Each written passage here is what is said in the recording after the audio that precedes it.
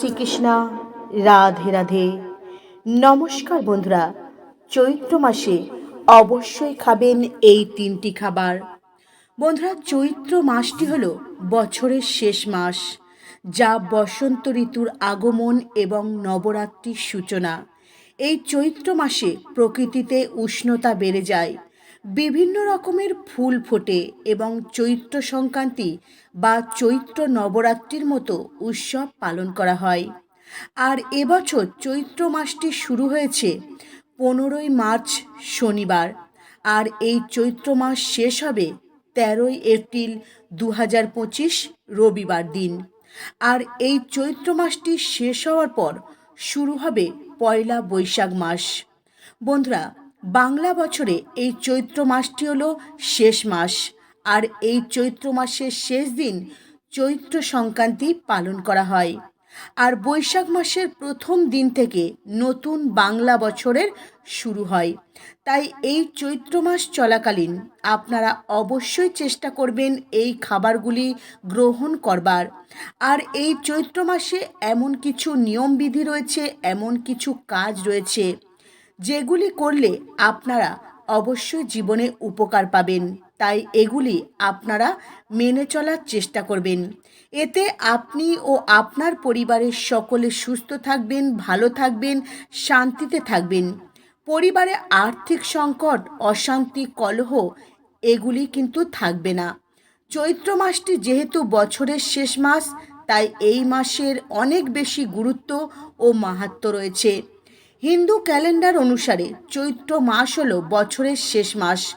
চৈত্র মাসের শেষের দিনটি চৈত্র সংক্রান্তি বা চৈত্র বিদায় বলা হয়। এই চৈত্র মাসে প্রত্যেকটা দিনই ভীষণই মাহাত্ম্যপূর্ণ হতে চলেছে। এই চৈত্র মাসটি শুরু হয়েছে চৈত্র কৃষ্ণপক্ষের প্রতিপদ তিথি থেকে।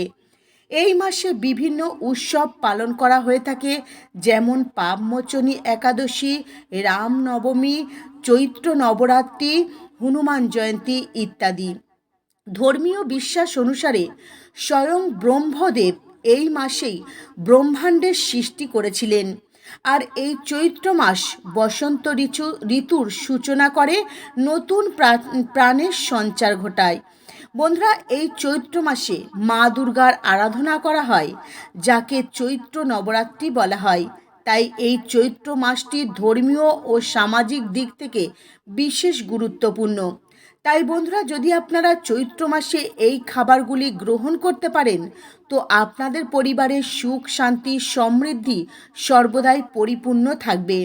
তো বন্ধুরা, আপনাদের প্রত্যেকের কাছে অনুরোধ রইল, আপনারা ভিডিওটি প্রথম থেকে শেষ পর্যন্ত মনোযোগ সহকারে দেখবেন।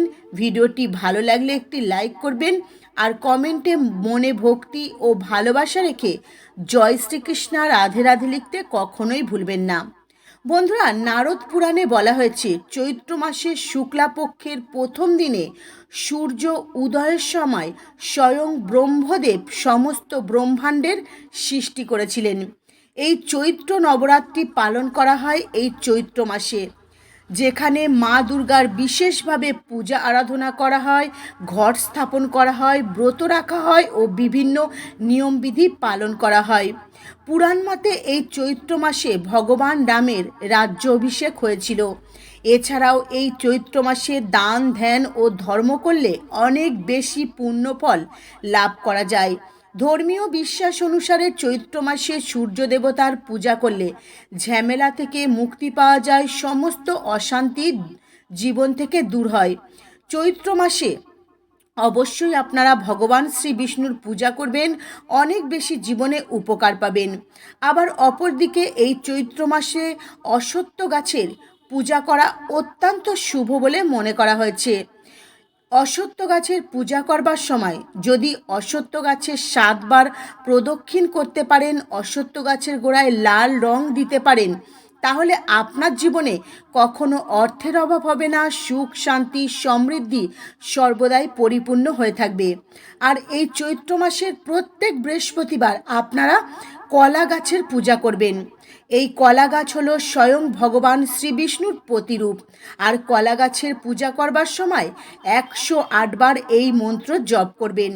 মন্ত্রটি হলো ওং নমো ভগবতে বাসুদেবায় নমঃ। যদি আপনার কুণ্ডলিতে বৃহস্পতি গ্রহ অশুভ অবস্থায় থাকে, তাহলে আপনারা চৈত্র মাসের প্রত্যেক বৃহস্পতিবার কলা গাছের পূজা করুন। দেখবেন আপনার কুণ্ডলিতে বৃহস্পতি গ্রহর অশুভ প্রভাব কেটে যাবে। বৃহস্পতি গ্রহ আপনার কুণ্ডলিতে শক্তিশালী হয়ে উঠবে।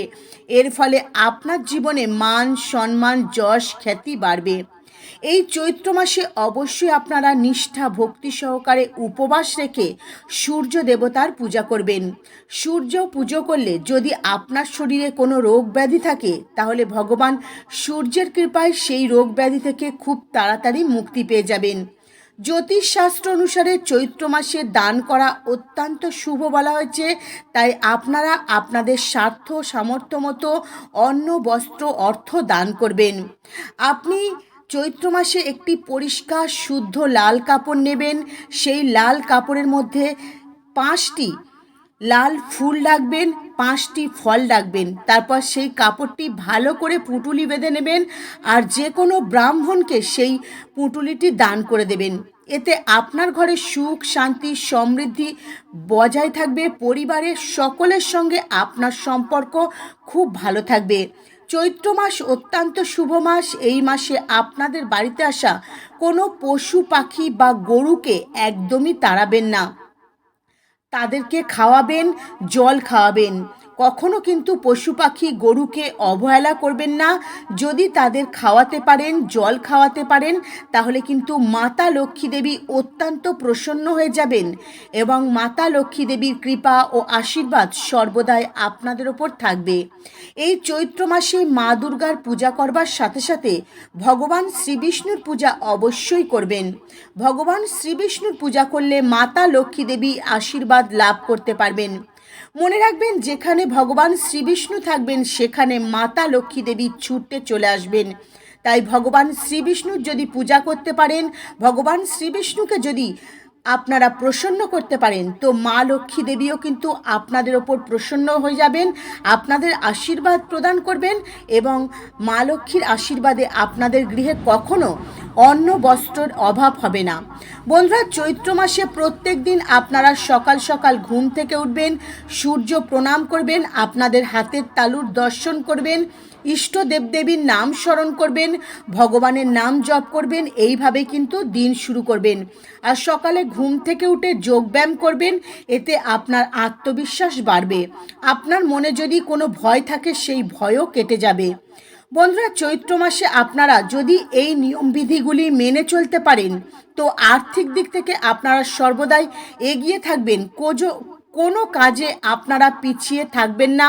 প্রত্যেকটা কাজে সফলতা অর্জন করতে পারবেন। বন্ধুরা, চৈত্র মাস যেহেতু গরমের প্রভাব বেড়ে যায়, তাই এই মাসে আপনারা দুধ খাবেন না। দুধ থেকে এড়িয়ে চলার চেষ্টা করবেন। বন্ধুরা, এই পবিত্র চৈত্র মাসে সকল বাধা বিঘ্নকে যদি কাটিয়ে উঠতে চান, তাহলে সকালে ঘুম থেকে উঠে স্নান করে একটি তামার ঘটি নেবেন। সেই ঘটিতে 1 ঘটি পরিষ্কার জল নেবেন, একটি লাল জবা ফুল দেবেন, একটু সিঁদুর দেবেন, কিছুটা অক্ষত আলো চাল দেবেন। তারপরে সেই জল সূর্যদেবকে অর্ঘ্য নিবেদন করবেন। আর সূর্যদেবকে জল অর্ঘ্য নিবেদন করবার সময় এই মন্ত্রটি 3 বার জপ করবেন। মন্ত্রটি হলো ওং সূর্য দেবায় নমঃ। বন্ধুরা, এই পবিত্র চৈত্র মাসের শেষ দিনে চড়ক উৎসব পালন করা হয়। মূলত এই উৎসবটি ভগবান শিবের আরাধনার উৎসব, যেখানে ভগবান শিবের পরম ভক্তরা ভগবান শিবকে প্রসন্ন করবার জন্য নানানভাবে ভগবান শিবের পূজা আরাধনা করেন। তাই এই পবিত্র চৈত্র মাসে আপনারা প্রত্যেক দিন নিষ্ঠা ভক্তি সহকারে ভগবান শিবের পূজা করুন, শিবের মাথায় জল অর্পণ করুন। এতে ভগবান শিব অত্যন্ত প্রসন্ন হবেন। চৈত্র মাস জুড়ে ভগবান শিবের মাথায় জল অর্পণ করলে ভগবান শিব ভক্তদের ওপর অত্যন্ত প্রসন্ন হয়ে ভক্তদের সমস্ত মনস্কামনা পূরণ করেন। বন্ধুরা, যদি আপনার পরিবারে কোনো ব্যক্তি দীর্ঘদিন ধরে রোগ ব্যাধিতে ভোগে, আপনারা অনেক চেষ্টা করছেন, ডাক্তার দেখাচ্ছেন, ওষুধ খাওয়াচ্ছেন, তবুও রোগ ব্যাধি কিছুতেই সারছে না, তাহলে আপনারা এই পবিত্র চৈত্র মাসে এই উপায়টি একবার করে দেখতে পারেন। আপনার পরিবারে যে ব্যক্তি অসুস্থ সেই ব্যক্তি যখন রাতে ঘুমাবে ওই ব্যক্তির মাথার পাশে কিছুটা লবণ রেখে দেবেন এবং সেই লবণ প্রত্যেক সপ্তাহে আপনারা কিন্তু পাল্টে দেবেন। পুরনো লবণ যে কোনো 4 রাস্তার মোড়ে আপনারা ফেলে দিয়ে আসবেন। আর বন্ধুরা, এই উপায়টি করবার সাথে সাথে ভুল করেও চৈত্র মাসে আপনার বাড়ি থেকে অন্য কাউকে লবণ দেবেন না। সে আপনার যতই আপন প্রিয়জন বন্ধু বান্ধব হোক না কেন, ভুল করেও লবণ কাউকে দেবেন না। তো যদি লবণ দিয়ে ফেলেন তো আপনার বাড়ির যে অসুস্থ ব্যক্তি রয়েছে সেই ব্যক্তি সুস্থ তো হবেই না, আরও দিন দিন অসুস্থ হয়ে পড়বে ও আপনার পরিবারের নানান রকম অশান্তি, কলহ, বিবাদ এবং চরম দারিদ্রতা দেখা দেবে। বন্ধুরা চলুন এবারে আপনাদের জানাই এই চৈত্র মাসে শরীর স্বাস্থ্য সুস্থ রাখতে এবং পরিবারের সুখ শান্তি সমৃদ্ধি বজায় রাখতে কোন খাবারগুলি খাবেন। যদি পারেন চৈত্র মাসের প্রথম দিন থেকে আপনারা তেতো জাতীয় খাবার খাবেন, যেমন নিম পাতা খাওয়া শরীরের পক্ষে অত্যন্ত ভালো, শরীর স্বাস্থ্য ভালো থাকে। এছাড়াও আপনারা উচ্ছে, করলা এগুলো খেতে পারেন। আর এই নিম পাতা কিন্তু শরীরের বিভিন্ন রোগ ব্যাধিকে কিন্তু দূরে রাখতে সাহায্য করে। তাই আপনারা এই চৈত্র মাসে অবশ্যই তেতো জাতীয় খাবার খাওয়ার চেষ্টা করবেন। বন্ধুরা, এই মাসে আপনারা ব্রহ্ম মুহূর্তে ঘুম থেকে উঠবেন এবং আপনারা ভগবান শ্রী বিষ্ণুর পূজা করবেন এবং ভগবান শ্রী বিষ্ণুর পূজায় যে ভোগ আপনারা অর্পণ করবেন, পূজা শেষ হওয়ার পর সেই ভোগ আপনি ও আপনার পরিবারের সকলে মিলে খাবেন। এতে ভগবান শ্রী বিষ্ণুর আশীর্বাদ ও কৃপা বর্ষিত হবে আপনাদের ওপর। বন্ধুরা, এই চৈত্র মাসে ছোলা খাওয়া অত্যন্ত ভালো, তাই আপনারা ছোলা খাবেন। আর এই চৈত্র মাসে আপনারা দই খাবেন। দই খাওয়া শরীরের স্বাস্থ্যর পক্ষে অত্যন্ত উপকারী। আর এই চৈত্র মাসে আপনারা যত পারবেন বেশি করে জল খাবেন আর পাকা মিষ্টি ফল খাবেন। বন্ধুরা, চৈত্র মাসের প্রথম দিন ভগবান ব্রহ্মার পূজা করতে হয়, দ্বিতীয় দিন ভগবান শিব ও মাতা গৌরীর পূজা করতে হয়, চতুর্থ দিনে ভগবান গণেশের পূজা করেন ভক্তরা তাদের মনস্কামনা পূরণের জন্যে।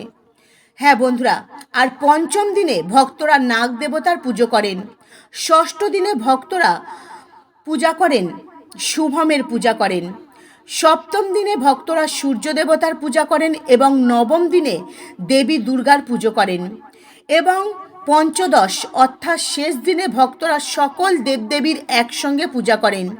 বন্ধুরা, এই পবিত্র চৈত্র মাসে ভগবান শ্রীবিষ্ণুর মৎস্য রূপ ধারণ করেছিলেন, তাই এই পবিত্র চৈত্র মাসে আপনারা ভগবান শ্রীবিষ্ণুর মৎস্য রূপের পূজা করবেন। আর চৈত্র মাসে আপনারা যত পারবেন শ্রীমদ্ ভগবদ্গীতা, রামায়ণ, মহাভারত এগুলি পাঠ করবেন বা শ্রবণ করবেন। আর ভগবানের হরে কৃষ্ণ মহামন্ত্র জপ করবেন, ভগবান শ্রীকৃষ্ণর মহামন্ত্রটি জপ করবেন। এইভাবে আপনারা চৈত্র মাসটি অতিবাহিত করবেন, দেখবেন আপনাদের জন্য অত্যন্ত শুভ হবে এই মাসটি। তো বন্ধুরা, আজকের মতো ভিডিও এই পর্যন্তই। আপনারা ভালো থাকবেন, সুস্থ থাকবেন। নমস্কার, হরে কৃষ্ণ।